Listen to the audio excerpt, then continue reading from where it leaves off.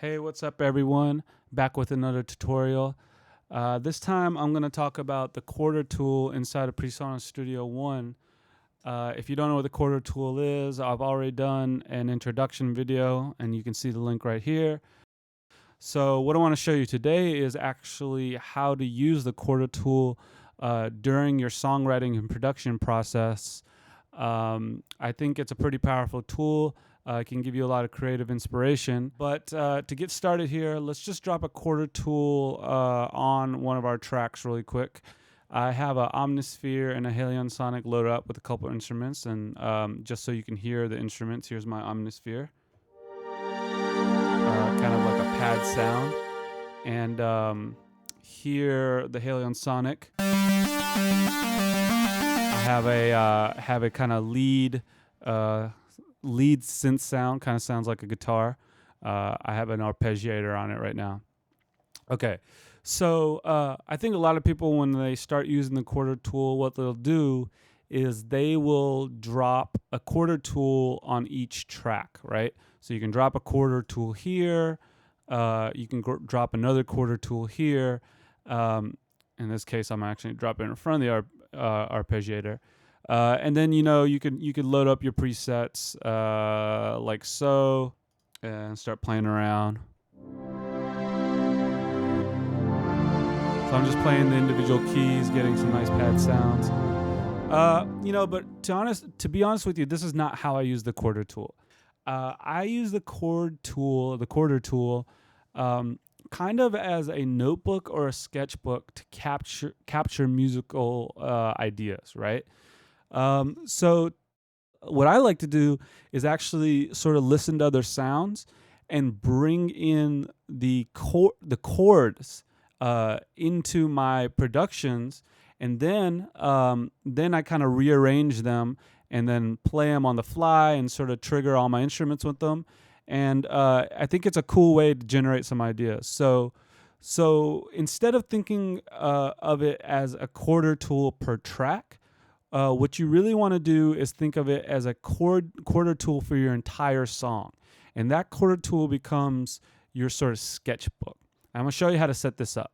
All right, so instead of having a Chorder tool for each one of these tracks, what we're going to do is actually create one Chorder tool on its own track.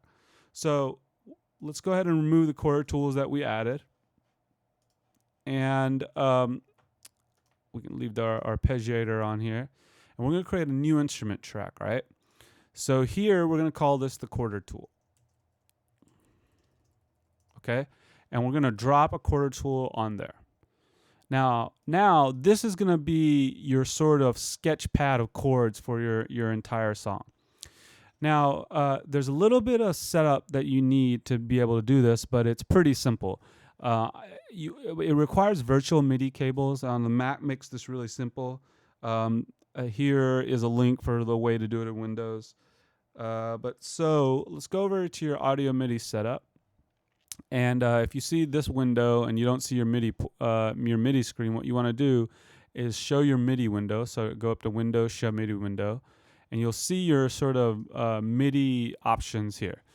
And on the left, if you're running a Mac, you should see the ISE driver. So double click on that. And basically, these are virtual MIDI ports. And I already have 5 of them set up. If you don't have any, you just come to click Add and add a new one. One will be enough for this. So we're going to use ISE1 for this. So I already have it set up, so I don't have to do anything. Now, back in Studio One, what you need to do is go to Studio One, Preferences, and you want to go to External Devices, all right? So I have a couple things already in here, and what you need to do is add a couple things. One, you want to add, and you want to go to New Instrument, right? Let's call this IC Bus 1 send. All right. And what we're going to do is we're going to send to the bus right here, and we want to hit all channels. And this is an instrument. Okay. So now we hit OK. Now you have an ISC bus 1 send. Now you need to create an ISC bus 1 receive. So go ahead and add. And this time what you want is a keyboard. So hit new keyboard. Change this to the name to ISC bus 1 receive.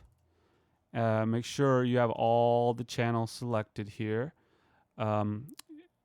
And let's go ahead and make sure that you set the receive from ISC bus 1, okay?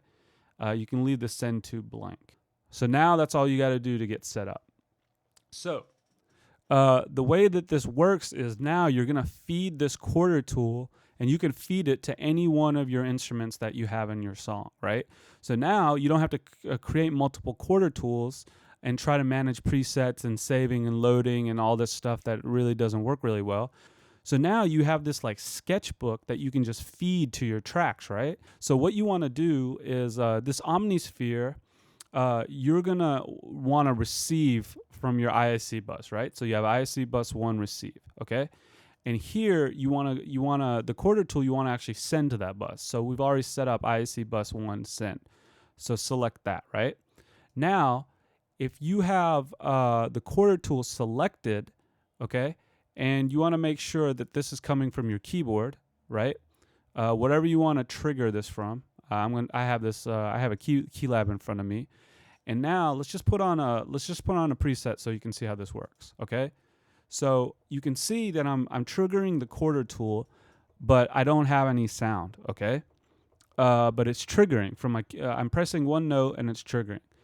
Now, the Omnisphere pad that we have is receiving from the bus that this Chorder tool is sending from. So all you really have to do is just monitor both, and all you really have to do now is just come over here. There we go. So now you can hear I'm pressing one key on the Chorder tool, and I'm getting the notes. Now, what's interesting is if you do the same thing for the Halon Sonic, let's put this thing on also receiving, and we also have it monitored, right? So right now I'm pressing one key, that's it, and I'm triggering 2 instruments, and the Halon Sonic here is getting arpeggiated, right? So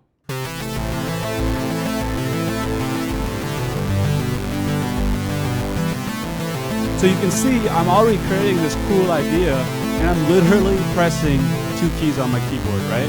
I'm not doing anything other than that. So, and this is just using this basic preset that I have already, that's already built in the Chorder tool. So to go to the next level with this, I think what's really cool is actually sort of capturing musical ideas from various sources. So let me show you how simple that is with this tool. Okay, so we're kind of back at a blank slate. I just kind of cleared everything out so I can show you how to actually pull musical ideas from various sources. Now, you know, sampling is a big deal in like electronic and hip hop genres. When you pull in an audio file, you kind of slice it up and you use that as kind of source of inspiration. But we're kind of going to do the same thing, but we're going to actually just pull in kind of like chords and harmony and music.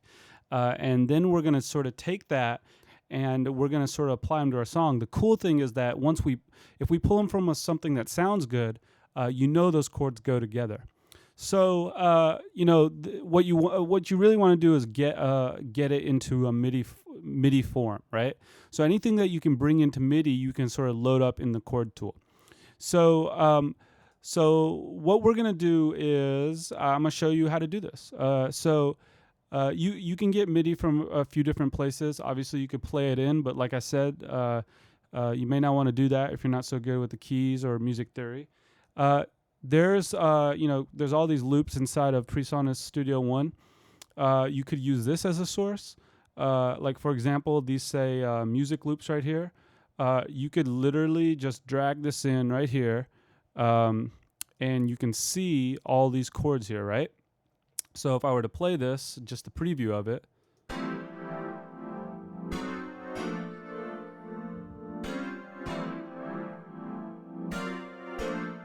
So those are interesting chords. I mean, maybe it's not something I would use in my song, but just for demo purposes, you can see there's all these different chords here that are part of this MIDI file. Now, what you could do if you wanted to sort of take these chords and maybe like try to rearrange them in a certain way and sort of play them without using the chord tool, what you'd have to do, you have to come in here and kind of take this chord, move it over here, and then play it back and kind of move things around inside of this piano roll, which is really not that musical. So what you can do really simply is, now that I have the track dragged here, I can just pull up. Whoops! I keep on clicking the wrong thing. I can just pull up the Chorder tool, go into Learn mode. Let's go down to C1 here. Select C1, and all you have to do, which is so cool, all you have to do is just click these notes. All right. So you're in Learn mode. I'm on C1, and you see. Actually, let me turn off monitoring here so it's not so crazy loud.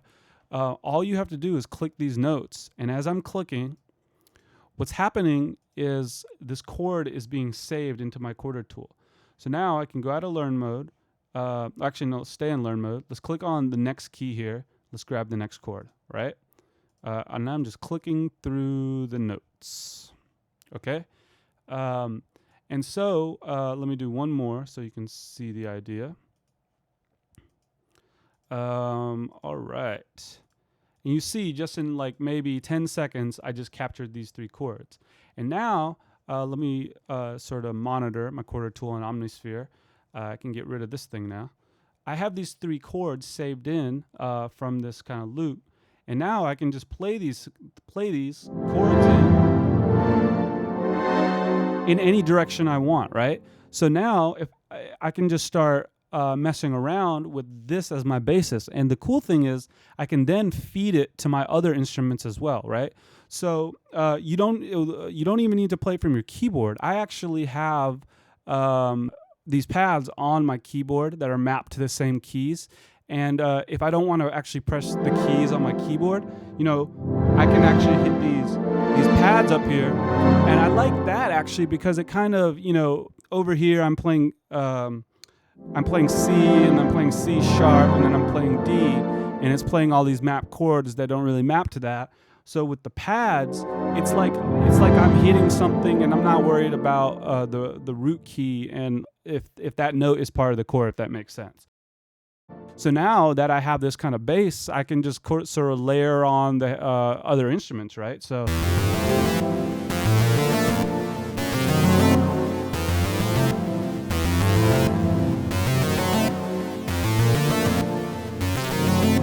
And you can see I literally grabbed just a random music loop. And I didn't actually even like the loop that much when I heard it, okay?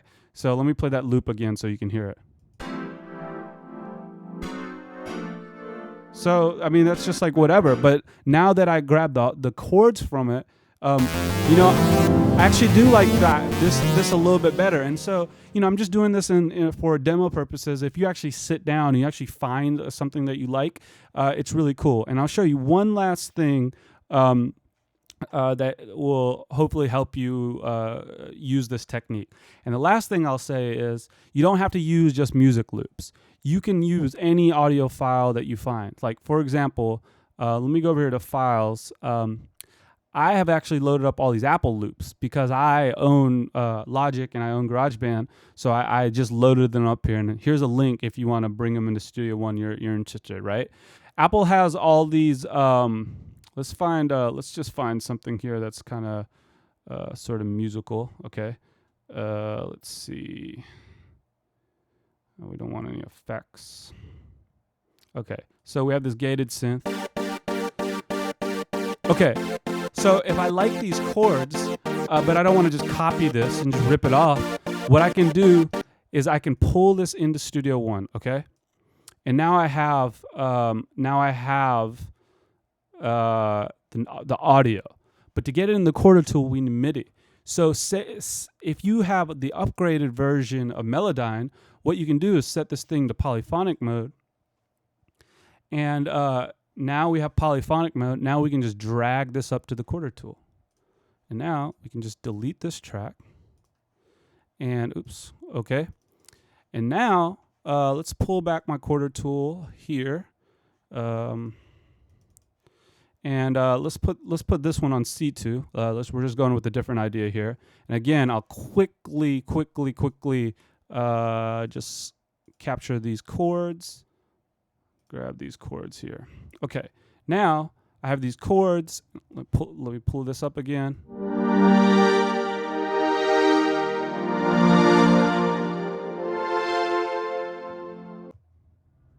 Okay.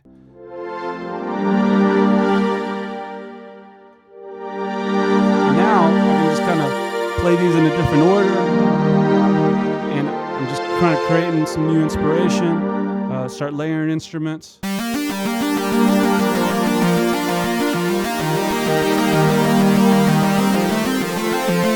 Again, I'm just using some basic stuff. Like I wouldn't, if I was really working on this track, I would sort of split things apart. I would play around with sounds. I'd start modulating stuff. I would try out a lot of different instruments. I would sort of supplement this. Maybe on one hand, I'll be playing this. My left hand, I'll be playing bass notes. You know, just trying to flesh out the idea. But the core of it is you really just capturing sounds in the Chorder tool and then sort of sending them to the rest of your tracks and just trying things out. So I hope this tutorial helped. I'm actually in the background. I'm playing one of my original songs. If you like it, go check out my stuff. Here's the link right here. And I'll see you next time. Let me take it all.